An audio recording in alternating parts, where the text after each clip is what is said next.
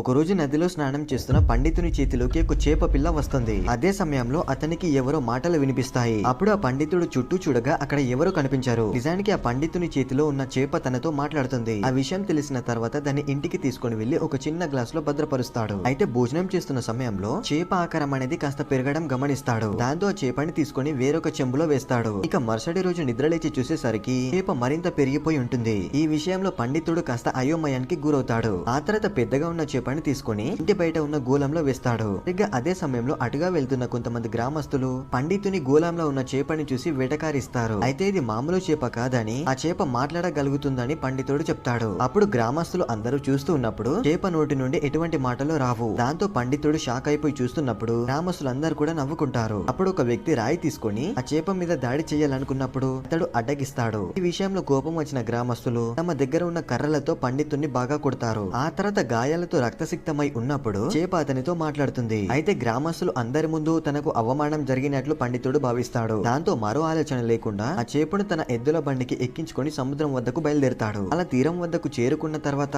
సముద్రపు నీటిలో చేపను విడుస్తాడు. ఆ తర్వాత కాసేపటికి చేప అనేది మరింత భారీగా మారిపోతుంది. అప్పుడు తను నమ్మలేని విధంగా అక్కడున్న చేప అనేది విష్ణుమూర్తి అవతారం